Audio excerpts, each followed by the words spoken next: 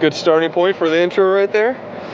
We're up here on the Detroit River today doing some walleye jigging, and I think we're going to do a little how-to walleye jig the Detroit River. How-to number 1, catch fish. So the setup to fish is quite simple actually. It's just a jig head and then a little stinger hook. And the stinger hook is just kept on by this little slip knot right here. So you open that up, it's got a hole, put it through the hook, and then it just comes tight, and that stays there. And then just a little soft plastic. Fish. Oh. Seriously? Oh, I lost him. That's 2 fish in less than 5 minutes.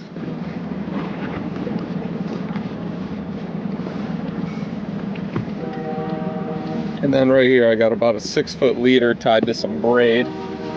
And then we do tip these with a little minnow. And the way you tip them up, you should just hook them right through the nose right there. Keep them on the hook, and then you can take your stinger and just puncture them in the back. Down a ways a little bit. And there's your little Detroit River setup right there. So I'm using a 7-foot medium heavy rod as well, with about I think it's a 1500 series reel. 15-pound braid, 20-pound fluoro leader, just because that's what I had. I'd normally use like a 10 or 12-pound fluoro leader, probably would be the preferred. And then you're just jigging straight up and down, 6-8 inches, waiting for a bite.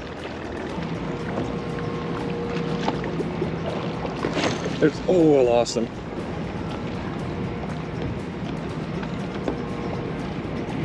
There we go. Got him that time. Very nice. Ooh. He's running on me.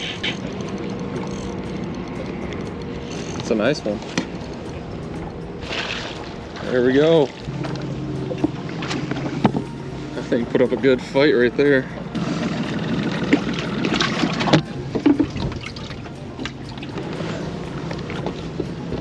Try to move fast whenever we catch one, because it always seems like if you catch one, there's always more around. So you want to stay in the water as much as you can. I think these guys want to enjoy our company. How's it going? Good. Got any secret spots you want to share? It's a pretty cool looking boat.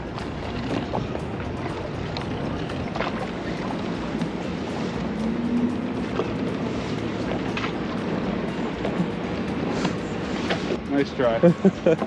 So one thing about the Detroit River is it looks like we're all making the same drift, but we're really making passes. So we'll make a pass through an area, we'll drive back up to the top of it if it was successful, pass through it again.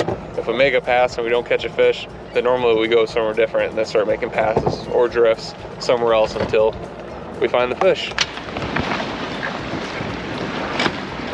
These waves, oh my God. Yeah.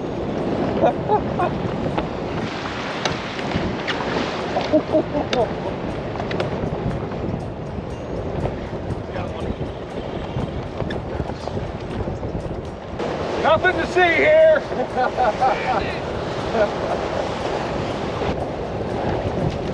There we go. Oh my goodness. It is absolutely insane out here right now. Another keeper walleye. Which one died? Was it this one? Oh, Jesus. So as you can probably tell, we've run up into some pretty rough stuff. But we have one fish in the boat so far from it. We're gonna see if we can keep it going. You have one? Heck yeah. Oh, it's a nice one. It's a real nice one. Yeah, sirree. It's probably the biggest so far. Yeah, that first one was about that size too. That's a good one. So this is obviously not very ideal conditions, and probably one of the most important things you need to fish the Detroit River is a trolling motor. And what you're doing with the trolling motor is you're trying to keep it, they call it following your line. So if your line starts going one way or the other, you take your trolling motor and you point it in that direction. So you're constantly jigging straight up and down. I just got another bite right there. It's hooked up right there. I think we may have started something here. Shad's hooked up now too. This guy's hooked up. Shad's hooked up. It's a good one. Oh, we got off. Oh, dang. Didn't get my minnow though. He was a nice one. I just missed one right there. There we go, we got that one. I can get the net. You can keep fishing. There he is already. Oh.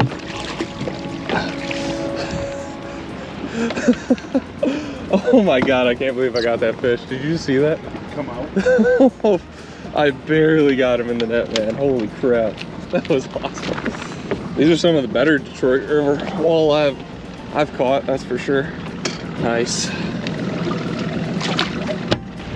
And I still haven't put a minnow on since we got here. And I've caught 2, you've caught 2. So that last little bit was so good, we're just gonna swing back up. Sending her back down. Get him. Sir, yes sir. There he is. There we go. Catch and release.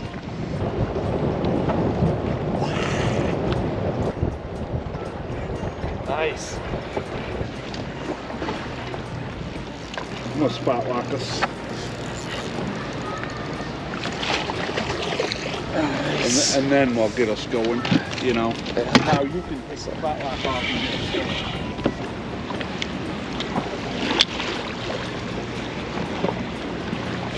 There we go.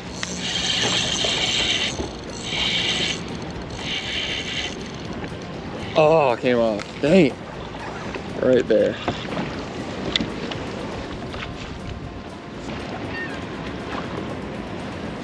There we go. Keep coming, keep coming.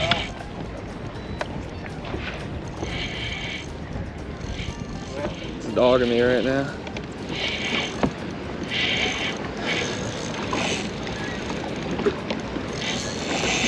Oh my goodness. Oh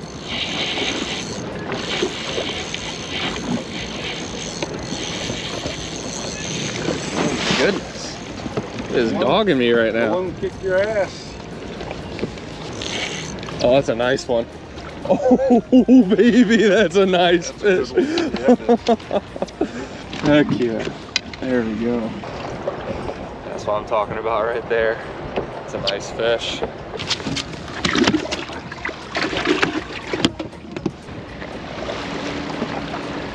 There we go. You got him? You want me to help? Yeah, I can get it. Okay. Know where the net is. Oh, he came off right there again. Jeez. I have my limit if I stopped losing them. That's what does suck about jigging. It's so much fun, but you do miss way more than you catch. You want me to fire up the motor? Yeah. Well, it's already fired, but yeah. This engine, the big motor? It's already running, right? No, I shut it off. Did you? Yeah, you told me to. No, I didn't. I said don't shut it off. Oh, that's all right. So hopefully it will start.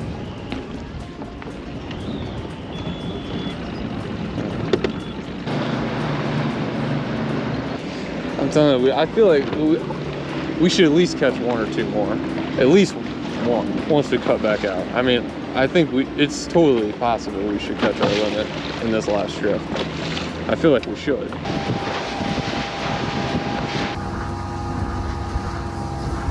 Much calmer conditions over here.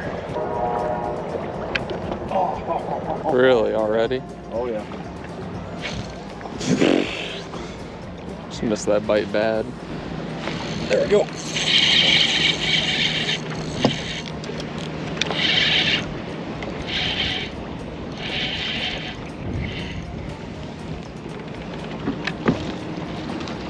Yes. Woo. Got another. Ooh. Easy, darling.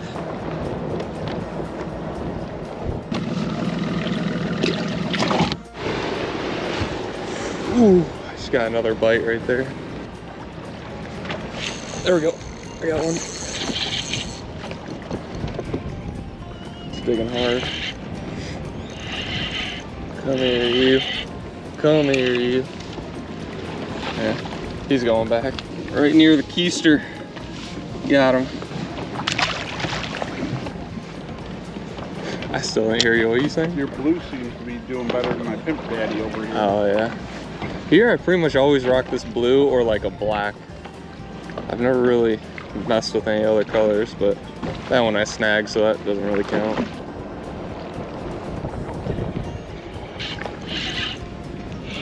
That one's head shaking like it's hooked in the mouth, not in the side again.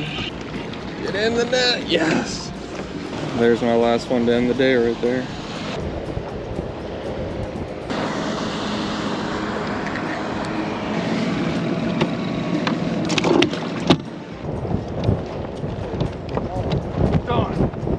Closer beater, there's 12.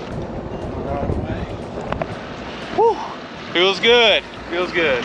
So the conditions today on the Detroit River were by no means ideal or normal. As a matter of fact, that was probably the roughest I've ever seen the Detroit River. I mean, we had probably a 20-mile-per-hour south wind the entire time. And what it took for us to find these fish, me and Shad kind of talked about it on the drive back. We pretty much found these fish everywhere we went. Everywhere we went, we caught fish. Most of the time we were in, I'd say 17, 18 to about 24 foot of water. But everywhere we stopped, that's one nice thing about the Detroit River this time of year. Everywhere we stopped, we caught fish, which was nice, obviously. And also the boat packs, they don't lie to you. If there's a pack of boats fishing somewhere, that probably means that there's walleye there. Normally, boats don't stay around if they're not catching walleye. The one area though that we did stop, there's no boats around, is probably because of how rough it was. Anyway, I just kind of wanted to go over that while I was filleting this walleye, about where we found the fish, because we never really said like what to look for when you're looking for spots. I mean, there's areas that you could be in the middle of the river catching fish. Normally, I would say we'd stay about 40 feet off the wall. Some areas we'd hug the wall, some areas would be a little further out, just depending on the depth of the water and if, you know, we were catching fish there or not. But this is one of the biggest walleye we caught. So I'm gonna show you guys how to fillet this bad boy up.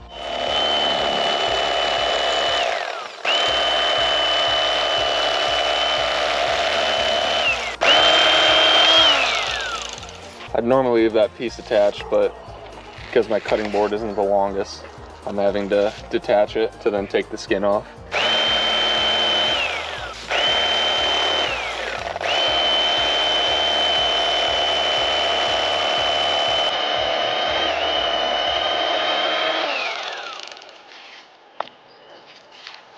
I'm gonna take a regular fillet knife and take these rib bones out.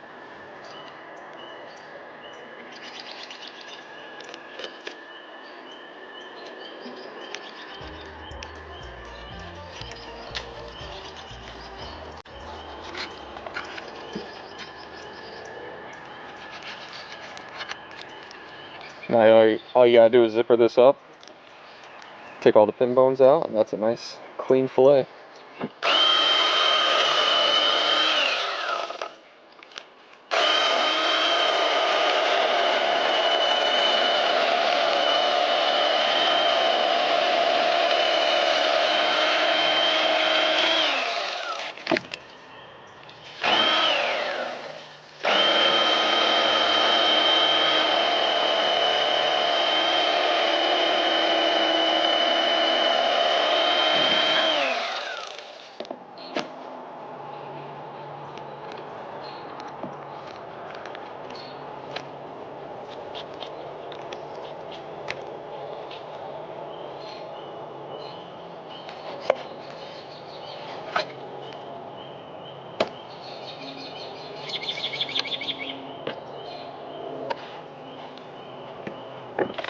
All right, 11 more to go. And there are 4 bags of fresh walleye fillets, and all those are gonna go to a guy that's taking us steelhead fishing on Thursday, Shad and I, but I am keeping 1 fillet to show a new way of how I like to beer batter my fish. So I got 2 variations that I'm actually using differently than before. One, for my deep fry, I'm now using beef tallow, and then when I'm using the dry breading, I'm first battering my fish with just the dry breading, and then putting the beer in and then battering it again. So it almost gets like 2 layers of batter.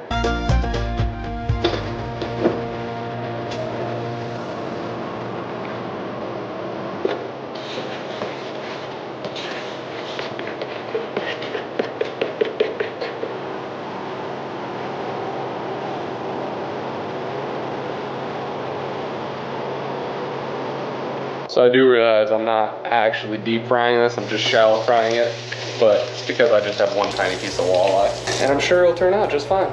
Also, beef tallow is a little bit more expensive than just using regular oil, but I think it's totally worth the flavor. I think it adds so much more to deep frying stuff than just regular oil.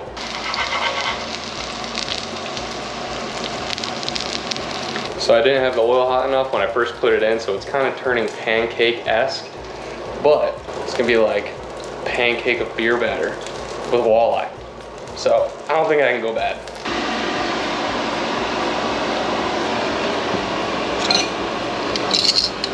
Alrighty, it's time to give it a try. This is my dinner right here. I know it looks kind of weird, but it's a bunch of scrambled eggs and this piece of beer battered walleye. Let's give it a try. Hot.